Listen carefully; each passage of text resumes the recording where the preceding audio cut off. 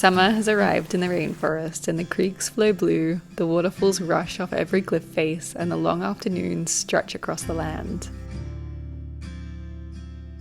This week, I'm building a secret room in the loft of my art studio. As I learn to build, I'm understanding that art can be woven into all aspects of life. This art studio is a center for creativity, a place where every corner inspires your mind.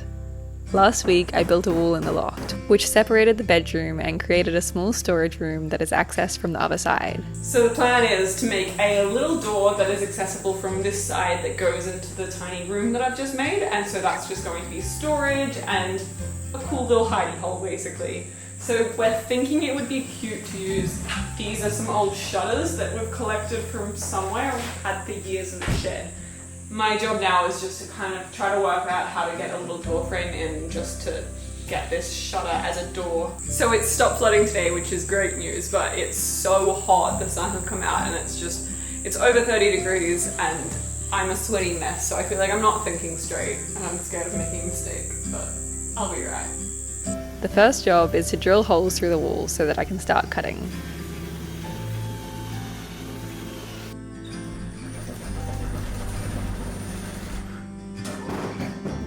I forgot to tape in our saw battery, which has a bad habit of falling out. Then I worked from the other side of the room because it's much safer than doing it all from on top of a ladder. But it's 30 degrees and so humid, so up here the tin roof is incredibly sweaty. I just keep telling myself that people pay good money to go to saunas. This part of the project is always so exciting but so scary when you cut a massive hole in the wall and start questioning if you've done everything right, but also you start seeing how good it's going to look. So my plan now is to get rid of this and a little bit of the support here so that I can make this frame a bit bigger, because the door or the window or the shutter or whatever it is actually going to come to about here, I think. So I'm moving this. But to get it out, I think I'm gonna just try to hammer it out and see if it comes, because it's nailed in pretty tight, so I'm hoping for the best. For so many years I've wanted to learn to build, but the idea of doing anything on my own terrified me. I felt like I needed to be guided each step in case I made a mistake. I'm always a believer that anyone can be creative and that any skill can be learned. I'm always encouraging everyone I know to take up drawing and sewing, but for some reason I didn't follow this same logic with myself. This project is teaching me that anything can be achieved if you slowly work on it one step at a time. Before I started this door, I sat down and looked at it for a while, thinking out each step, and suddenly the massive, impossible project just turned into a simple list of fun jobs. So I'm just trying to push these boards across because originally when we did it, we didn't do it that well and there's little gaps, so I'm able to fix it up now.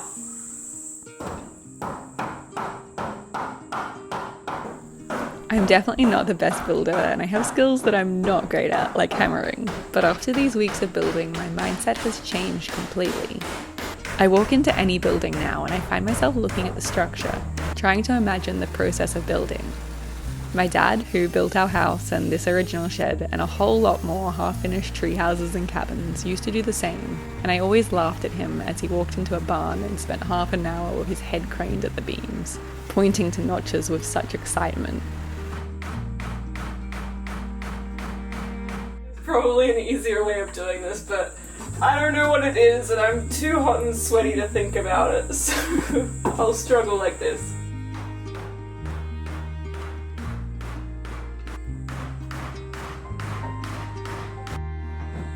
Done!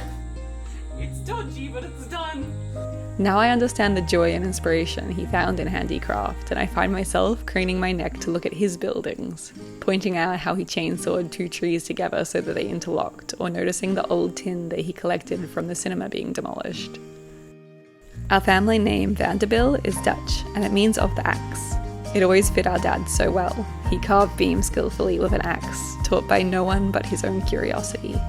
This week we're super thankful for MyHeritage to be supporting our project and sponsoring this video.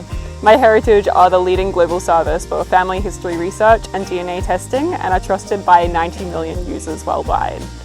MyHeritage makes building your family tree a really fun and simple task where you can find so many stories. Losing our dad early has always taught us that connecting to our family history is so important, and the stories that we carry can so easily be lost. We've been using MyHeritage to explore our family tree. We were able to follow our family name back 10 generations, all the way back to the 1600s in the Netherlands. This man was our great-great-great-great-grandfather, who was a farmer and also shared our name of the axe. I also found a story of an Irish woman on our mum's side who was convicted to Australia for stealing bread, for using bad language, and for being late to work. She ended up escaping the factory in Tasmania, and there was a reward against her name. MyHeritage also has an AI tool that you can use to even repair, colorize, enhance, or animate your old family photos. In the comments, let us know if your family has a story that gets passed down through the generations. It's always so interesting to hear.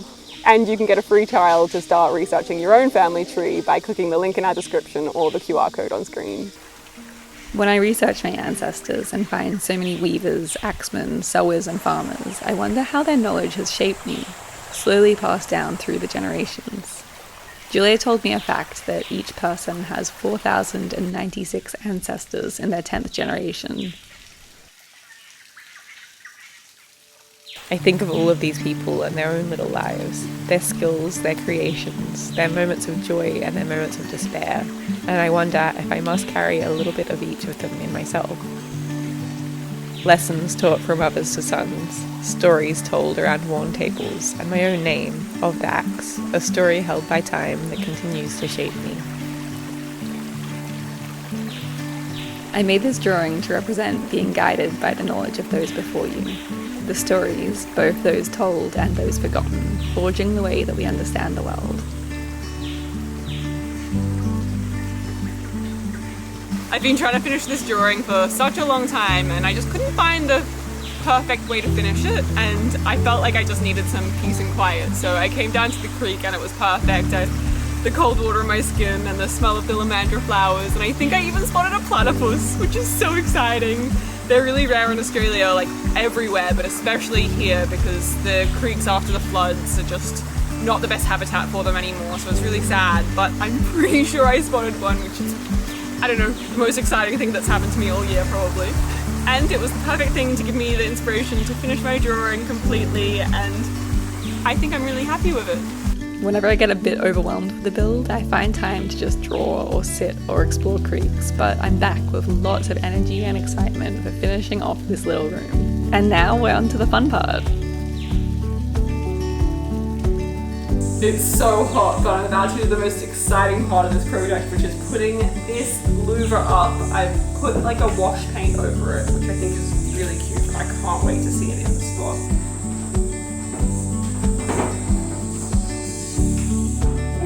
How does it look? The excitement didn't last long when I realised I'd made a big mistake. Why does it not fit? So I made a bit of a mistake. I measured this out for another shutter and then I painted this one. I can't remember why. Oh, because its hinges were in the right spot, so I decided to use a different shutter. I thought that they were all the same size, but this one's way smaller, so it doesn't fit. So I guess I'll have to go paint the other one? I don't know. I don't know what to do. I'm too hot and sweaty to think about it. I'm so sad. This was the job I was most excited about. And back to painting. Sometimes it's hard when something goes wrong, especially as I'm learning and I'm so scared to make mistakes. I want everything to be as neat as it can. But the reality is, this is how we learn. Making mistakes is all part of it, and I remind myself to just sit back and not take life so seriously. Paint the wrong shutter, but it's okay, you just have to paint another one. Sit back and watch the rainbows that form in the storm clouds. Feel the breeze in your hair, pat your dog, and see the beauty in the way the sun paints the sky as it fades to the west.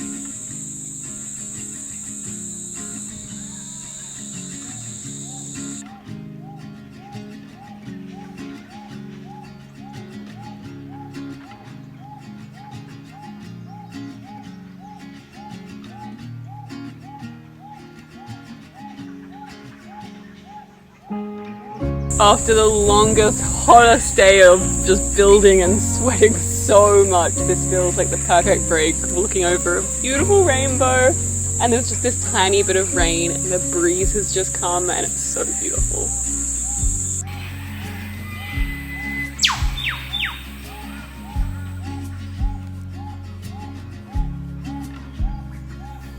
While the studio is dusty and messy with work gear, I obviously haven't been sewing and Julia hasn't been painting.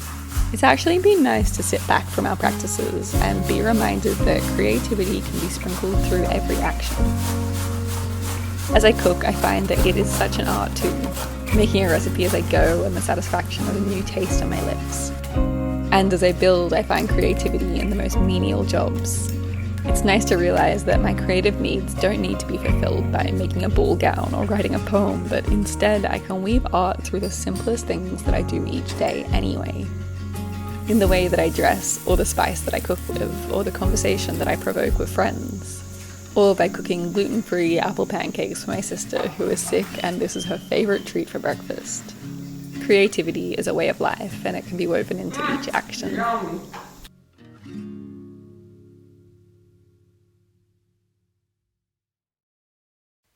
Okay, does it fit?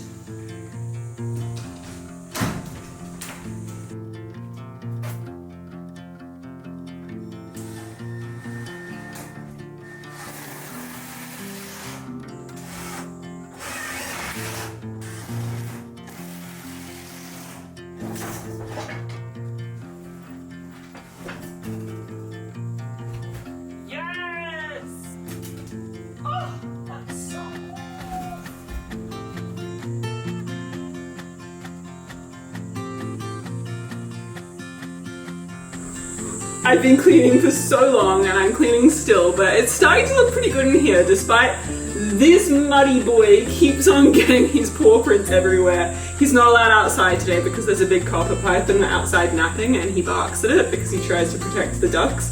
So I want the copper python to be able to have a good nap. So Clover's stuck inside and he keeps chasing his own tail in the freshly swept up dust, and then he walks through the freshly mopped floor and gets his paw prints over everything.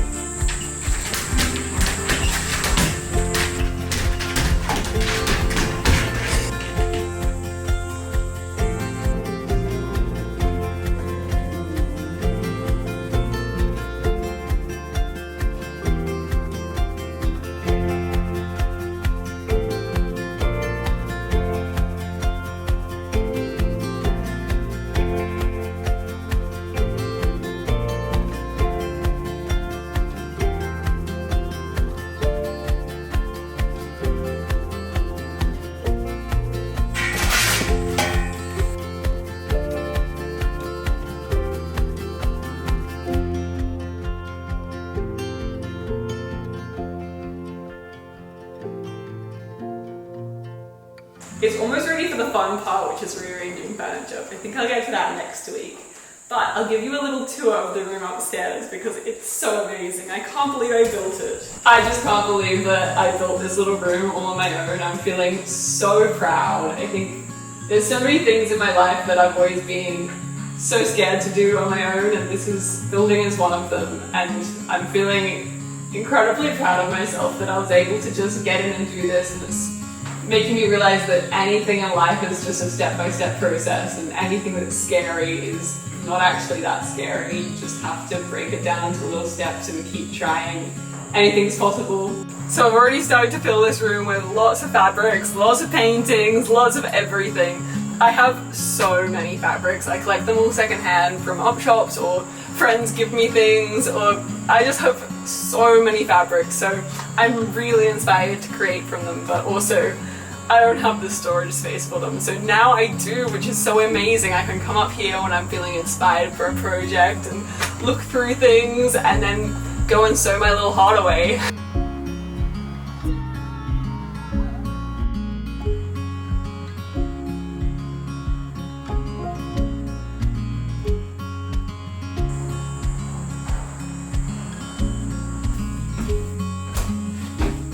Honestly, building this one wall has changed this space so much. Now this little camp out loft situation upstairs in the studio is so much nicer to sleep in because you don't know if there's any snakes going around now. They're very much hidden if they are here, and you can't hear them in the insulation like you used to. And the other room is such a good storage solution, so honestly, it's just been the best thing for this place. I'm so proud.